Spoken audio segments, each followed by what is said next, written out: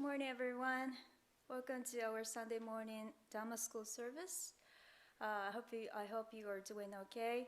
So it's getting colder in the morning and evening lately. So especially this morning, it's really chilly. So I hope you don't catch a cold. So last Sunday, there was a local bicycle riding and walking event called Vivakaya in San Jose. Maybe many of you might have joined this event.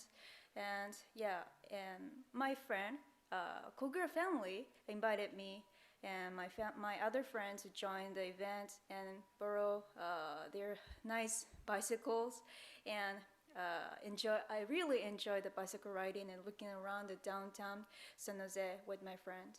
So it was really nice and fun to look around the downtown area and perfect weather to ride the bicycle and very refreshing.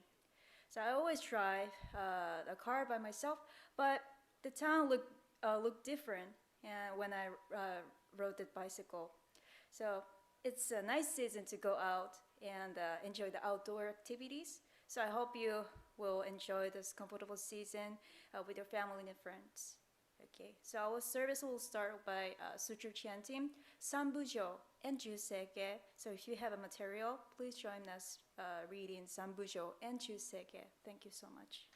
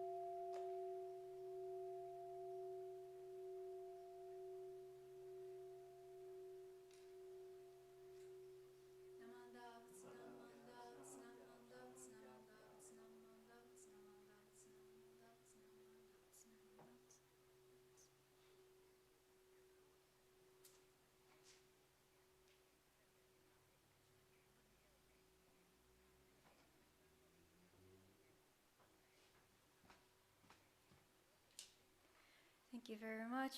So now, please join us reading in Golden Chain. So please join me in Gassho.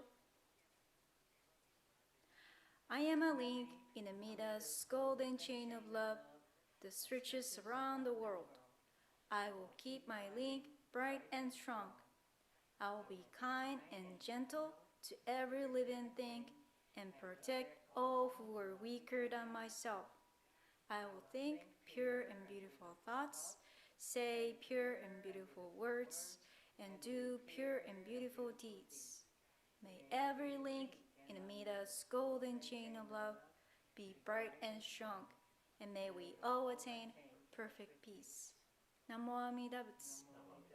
Namo Amida Butsu. Namo Amida Butsu. Namo Amida Butsu. Namo Amida Butsu. Thank you so much. Okay, so now here I'd like to invite today's guest speaker, Mr. Dennis Akizuki, who is one of our minister's assistants and one of the devoted members of our church. Yeah, please come in. お願いします。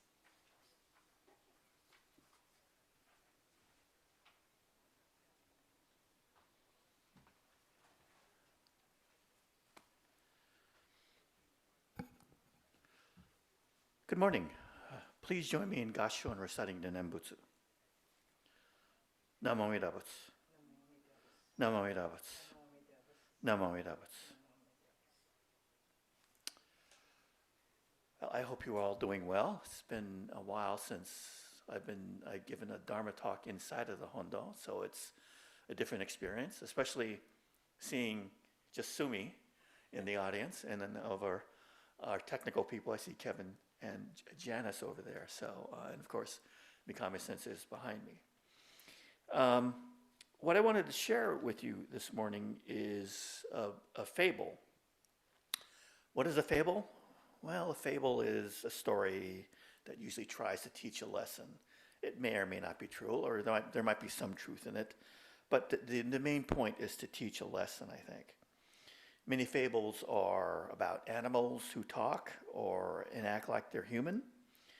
I suppose that's one way of getting the interest of the person who's listening, because when the fables were first told, they were passed on by people orally, by repeating them, and they were later written down.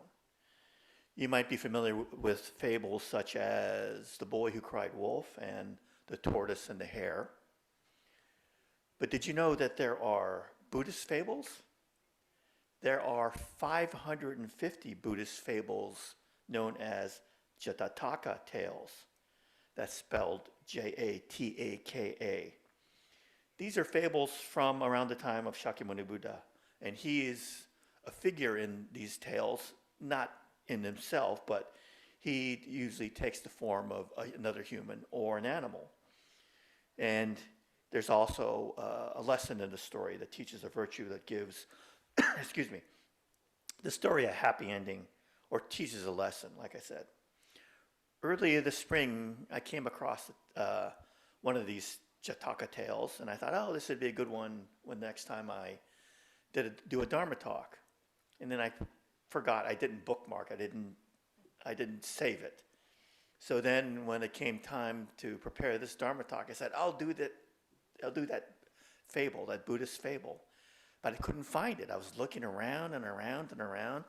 And finally, I came across a Dharma talk by Reverend Henry Adams of the San Mateo Temple, who talked about this very same fable. So Reverend Adams gets a big assist, because I was then able to just not only read his version of this, but other versions of this tale. Today's story involves an ox and a mischievous monkey. So you may not know what an ox is. It's kind of like a cow, but since these tales come from Asia, it's more like a water buffalo. But we'll call him an ox for the sake of this tale. The monkey is mischievous because it likes to play tricks and do things it's not supposed to do. The mischievous monkey and the ox lived in the same forest. One day, the monkey saw the ox standing in a field. The monkey, he didn't have anything to do, so it decided it was going to have some fun. The monkey jumped on the ox, and then jumped off quickly and ran away, looking back to see if the ox was chasing it, because the ox, of course, is much bigger, much more powerful. But the ox didn't do anything, just kind of stood there. So the monkey jumped on the ox again and jumped on the back over and over and over again, pulled the tail. The ox did nothing, just stood there. So the monkey kept on doing this until it got kind of bored and jumped off and went away. But each day, the monkey saw the ox there, jumped on the ox's back, did the same thing, jumped on the back over and over and over again, pulling on the tail, then taunting the ox, saying, "Oh, you're not any good. You're not brave. You don't do anything. I could do this all day. You can't do anything to me," the monkey said over and over and over again as it jumped. One day, another forest creature, a sprite, came by. Okay, time out here. This is not a soft drink that came by. A sprite is a tiny creature, kind of like it has wings. It flies. Tinkerbell from the Disney movies is a sprite. The sprite watched and was horrified. It was shocked that the monkey was doing this over and over again, and the sprite was very upset about that the monkey was doing this to the ox, and the ox was doing nothing. After the monkey left, the sprite went up to the ox. "Ox," the sprite said, "why do you let the monkey jump all over you, over and over and over, and make fun of you? Doesn't that anger you? You're one of the biggest and strongest creatures around here. You could easily chase the monkey and even punish it if you wanted to." The ox said, "I'm not annoyed by the monkey, and in fact, I'm grateful to the monkey." "Grateful?" the ox said in surprise. "How can you be grateful to the monkey for jumping on you and making fun of you?" The ox replied, "I'm grateful to the monkey for teaching me patience. It's easy to be patient and put up with some unpleasant behavior if the creature is doing that to you is bigger and stronger. And you can't do anything about it because you know the other creature is stronger. You have no choice. But if the creature taunting you is smaller and less powerful, then it is a great gift to be able to not punish that creature and just take it." The sprite was even more amazed by the ox's response. The ox said, "It is a great gift to be able to be patient, kind, gentle, and tolerant." And guess who was listening to the sprite and the ox? It was the monkey. And the monkey started to think about that. The monkey realized how thoughtless it had been, and how mean it had been. The monkey went back to the ox and asked the ox to forgive him. And the ox did forgive him. So in this tale, this teaches us something about patience. And who do you think you're the most like? Are you like the ox or the monkey? I think we'd all like to think of ourselves as the ox, someone who is patient, kind, gentle, and tolerant.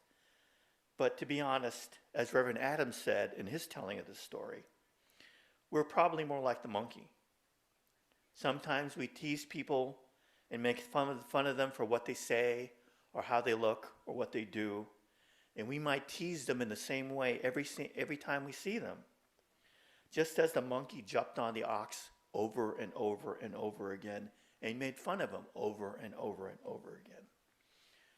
I think the important part of this story is that the monkey finally realized how badly it was acting and how it took advantage of the gentle ox. He finally was able to see what it was doing was not good. It was bad. And that it was behaving in a way that wasn't nice and in fact was very mean.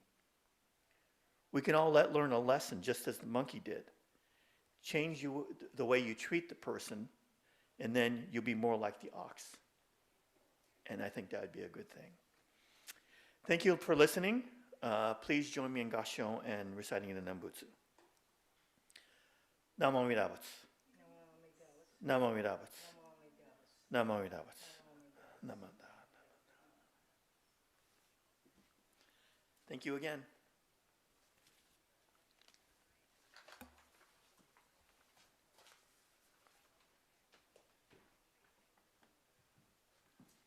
Thank you very much for, thank you, Dennis, for sharing the interesting story.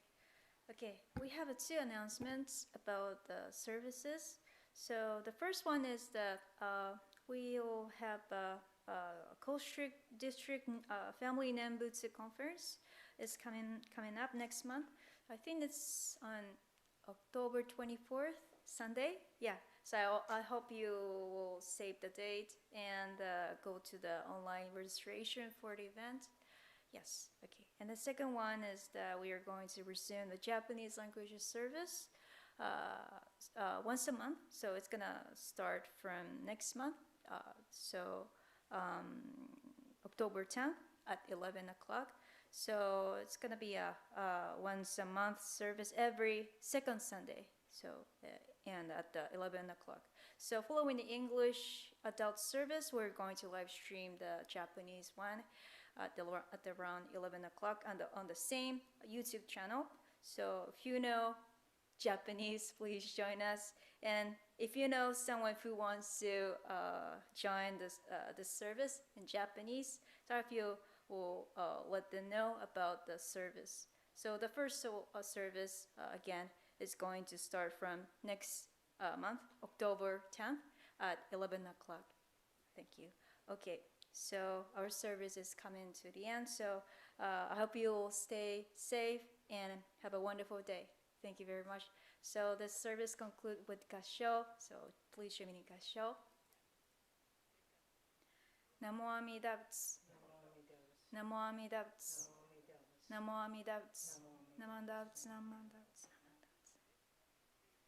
Thank you, everyone. Enjoy your class.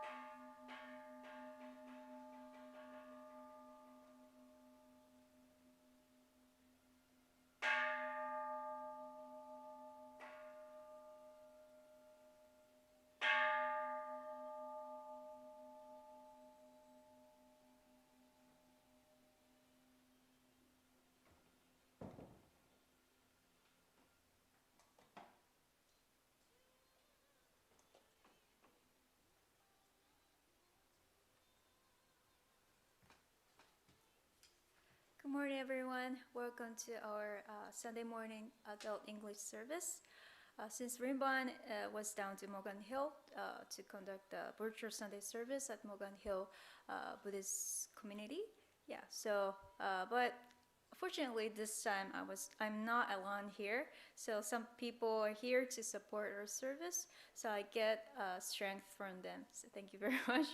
Okay, so our service will start from sutra chanting, Sambujo, and Juseige. If you have a material in your place, please join us to read the Sambujo and Juseige. Thank you.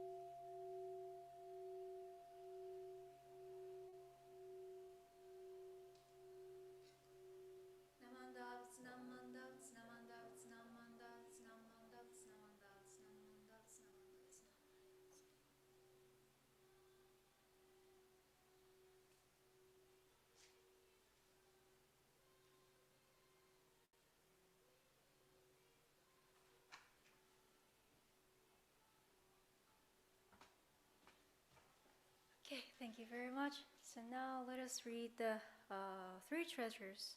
So it's on purple bigger book, so page 8. So if you have a material, please join me in reading three treasures. Please join me in Gassho. How is it to be born into human life? Now we live in it. Difficult is it to hear the teachings of the Blessed One, nor hear it. If you do not realize the truth in this life, when will it be realized? Let us reverently take refuge in three treasures of the truth. I take refuge in the Buddha. May we observe ourselves in the principle of the way to enlightenment, and awakening ourselves to the spring will. I take refuge in the Dharma. May we absorb the depth of the doctrine and gain wisdom as deep as the ocean. I take refuge in the Sangha. May we live in harmony in the great assembly as disciples of Buddha and be free from all hindrances. Become units of true accord in a life of harmony, in a spirit of universal oneness, free from the bondage of selfishness. Even through myriad ages of kalpas, how is it to hear such an excellent and profound and wonderful doctrine? Now we are able to hear it and receive it. Let us thoroughly understand the true meaning of the Tathagata's teaching. Namo Amida Butsu. Namo Amida Butsu. Namo Amida Butsu. Namo Amida Butsu. Okay, thank you very much. It's still hard to read this new one. Okay, so now I'd like to invite our our guest speaker for this service, Mrs. Sumi Tanabe. Sumi is also one of our dedicated temple members and one of the minister's assistant. She always gives us good vibes. Yeah, please, thank you very much. So, お願いします。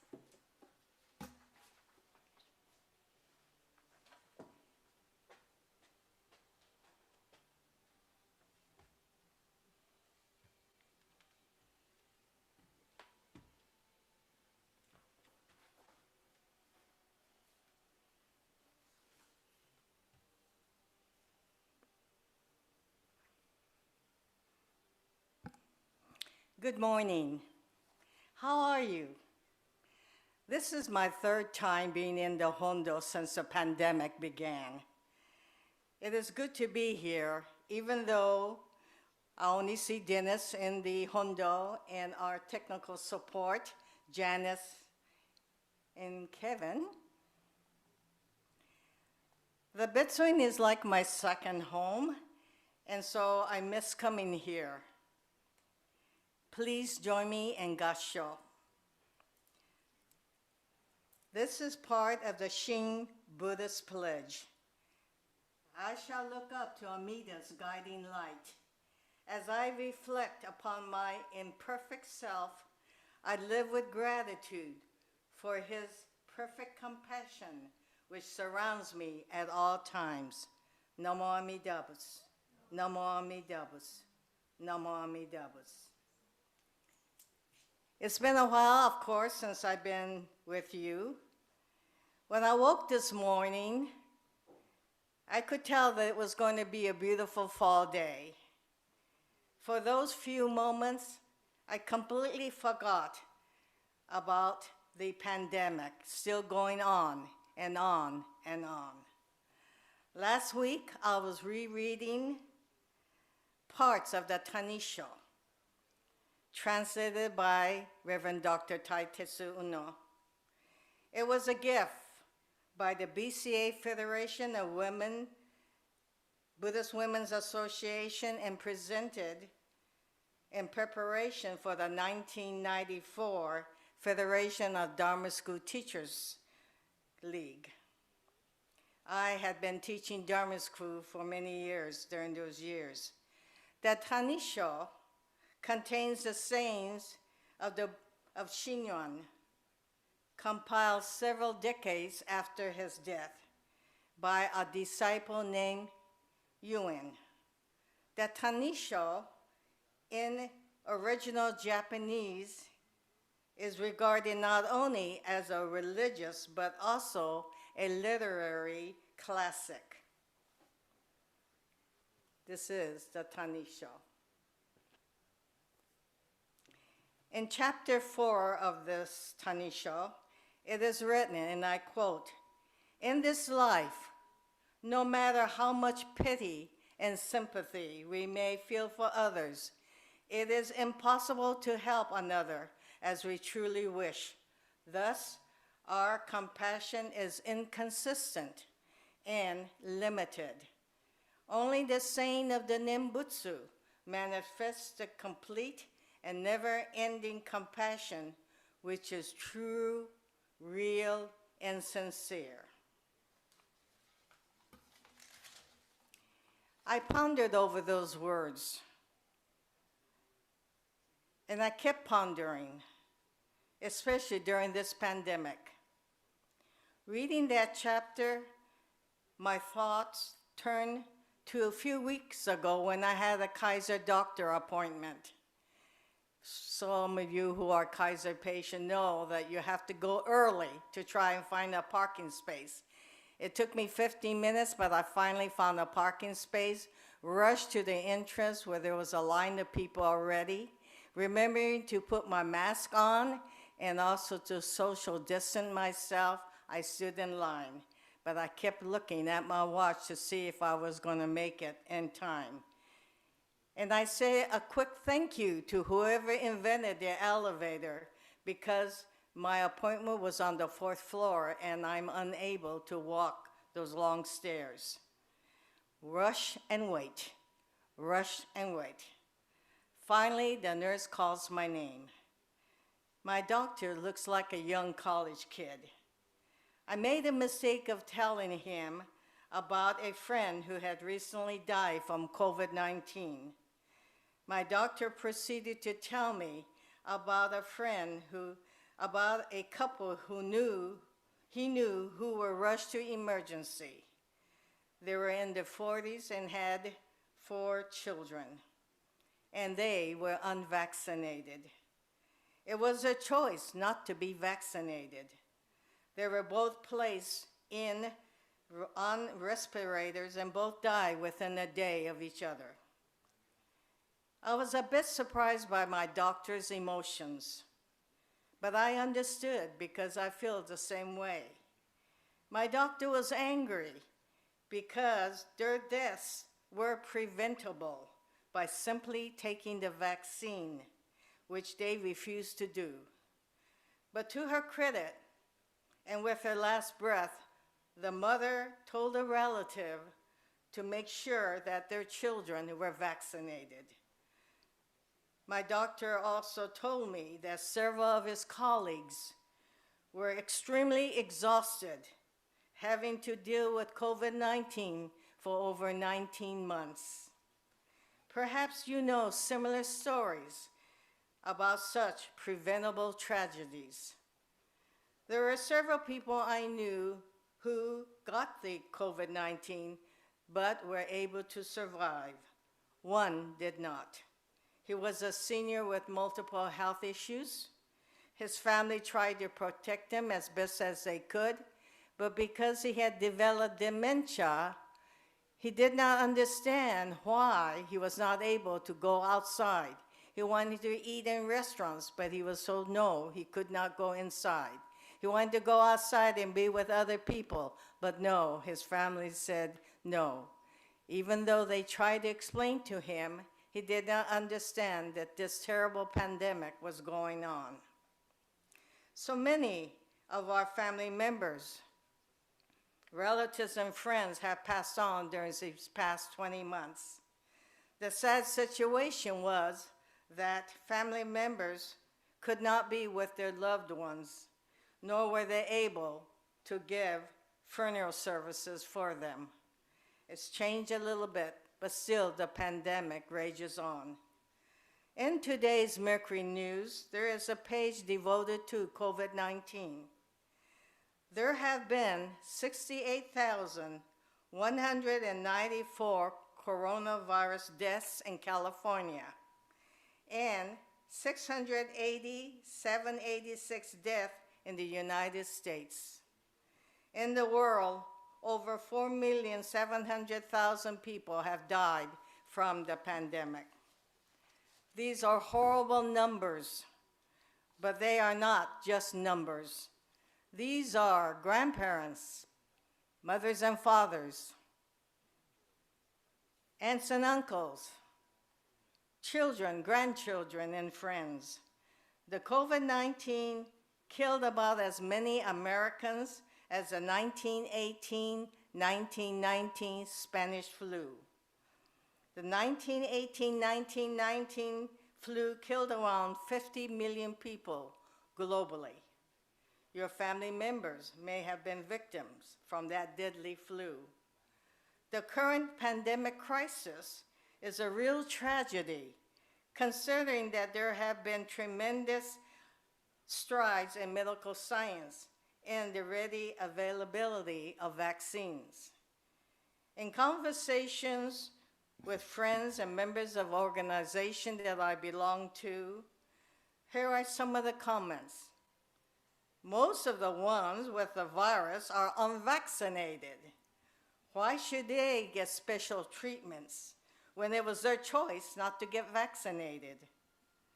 Those unvaccinated are so selfish. They are only thinking about themselves and not others. How come those who are unvaccinated distrust the scientists and trust the social media with unproven facts? Perhaps you have heard similar comments. Whenever I see on television or in the newspapers pictures of the health workers who look exhausted and defeated, I feel compassion towards them, but also angry towards those who refuse to get vaccinated. It is foolish to think that I can change others when in reality, the only person I can change is myself. As all of you know, new physicians take the Hippocratic Oath. It is one of the widely known of Greek medieval texts in its original forms. It requires new physicians to swear by a number of healing gods to uphold specific ethical standards. The violation of that oath may carry criminal or other liability beyond the oath's symbolic nature. In 1964, a revised oath begins with, and I quote, "I swear to fulfill to the best of my ability and judgment that covenant. I will respect the hard-won scientific gains of those physicians in whose steps I walk, and gladly share such knowledge as it is mine with those who are to follow." And the oath ends with,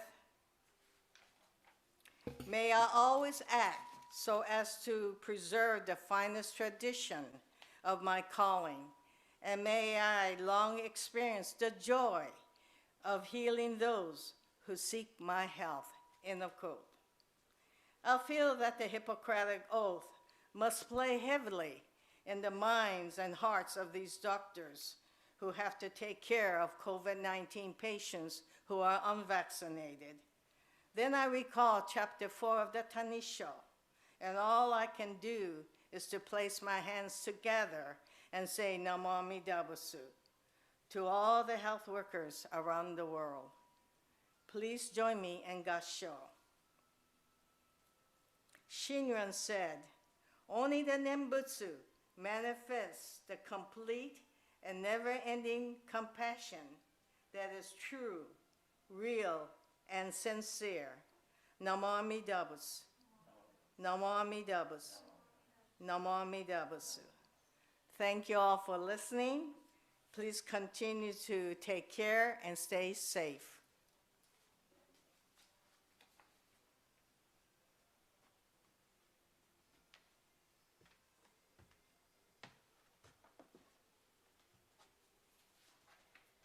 Thank you, Sumi, for your inspirational talk.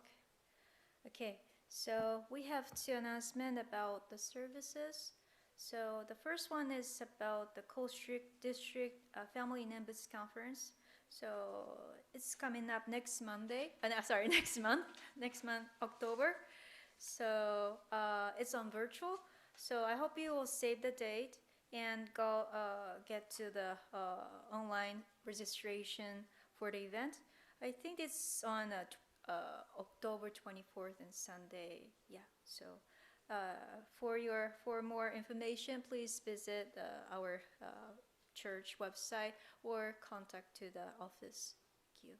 And the second one is that we are going to resume the Japanese language service. It's going to be held once a month, every second Sunday at 11 o'clock. So following the English adult service, so this service, so we are going to live stream the Japanese one at around 11 o'clock, 11 a.m. On our same YouTube channel, so this channel. So if you know some Japanese, or if you know someone who wants to join the Japanese language service, I hope you let them know and about the service. And yeah, and then the first service is going to be held on next month, October 10th, at 11 a.m. So this channel, yeah, please join our Japanese language service. Thank you. And I hope you're doing good. So it is getting colder and colder in the morning and evening lately. So maybe because of we're around the Ohigan season, so length of the nighttime and the daytimes are equal. So it's a cold Ohigan equinox day. So, but it's still hot during the day. Yeah. So in Japan, we have the expression that hot days and the cold days only until Higan. 暑さ、寒さも彼岸まで. Yeah. But I guess it's not true recently because it's still hot after Higan, both in Japan and America. So, but the good thing is that we still can enjoy the good weather and outdoor activities with social distancing. But yeah, today, especially today, it's a little bit chilly. So don't catch a cold and please stay safe, everyone. Thank you very much. Okay, this concludes the service with Gassho. Please join me in Gassho. Namo Amida Butsu. Namo Amida Butsu. Namo Amida Butsu. Namo Amida Butsu. Namo Amida Butsu. Thank you very much. Please take care of yourself. Bye.